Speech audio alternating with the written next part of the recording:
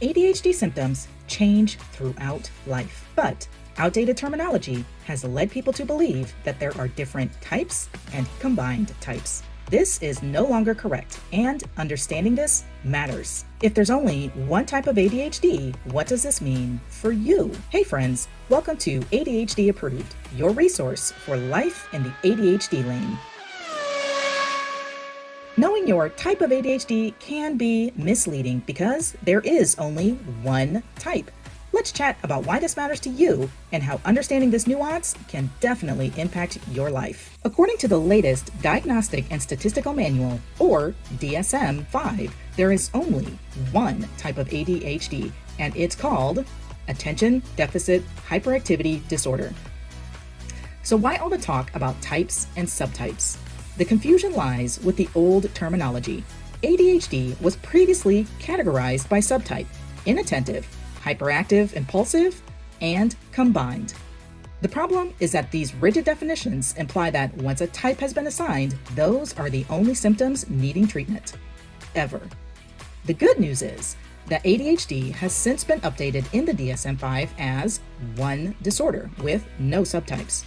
While it's true that there is only one type of ADHD, it is still critical to understand that the presentation varies throughout life. Let's move on to why this nuance matters. You were hyperactive once, but you've since grown out of ADHD, right? Well, not so fast.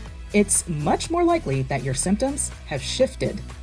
ADHD varies in presentation from year to year, day to day, and even moment to moment. Symptoms come and go based on a busy schedule, stress, overwhelm, anxiety, coexisting conditions, hormones, life experiences, changes to your support structure, job changes, physiological changes, digital overstimulation, alcohol consumption, sleep hygiene, and even grief. Categorizing someone as a fixed type of ADHD is a disservice to that person by overlooking the varying relevance and intensities of symptoms as life changes.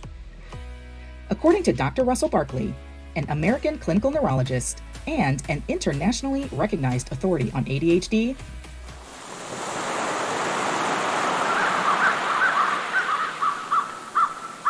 you can have a hyperactive presentation, but that can move on in a couple of years to be a combined presentation as that person grows up. The hyperactivity decreases and it becomes an inattentive presentation. It's still the same disorder. And Dr. Barkley also shares that most people experience all three presentations at different points in life. So, what's next? Knowing that symptoms can change based on circumstances leads to better management of those symptoms and better quality of life. First and foremost, give yourself some grace. Building and rebuilding good habits and support systems takes time.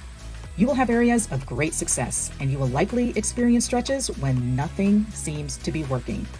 What worked for you 10 years ago or back in college may not be working for you today.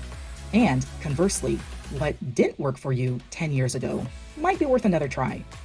Just understanding that you are struggling differently is an important step to more positive outcomes.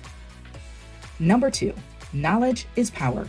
Build your knowledge about ADHD as you're able. Amazing channels like ADHD Approved have got your back. Read or listen to books, listen to podcasts. Knowing that the struggle bus is filled with others just like you can make all the difference. As you learn about your brain, put all that knowledge to work with tiny changes that help. Which brings us to number 3, create an environment for success. Communicate with your most trusted people what it is that you're struggling with, and use the products, hacks, and shortcuts that alleviate stress. Whether it's at home, at work, in a relationship, or as a parent, life is hard enough without ADHD, so even a tiny improvement is worth the effort. ADHD Approved is dedicated to helping you succeed by providing shortcuts to the most useful resources and strategies for you and your amazing brain. If you found this video helpful, share it with your favorite person and like and subscribe for more ADHD guides and resources.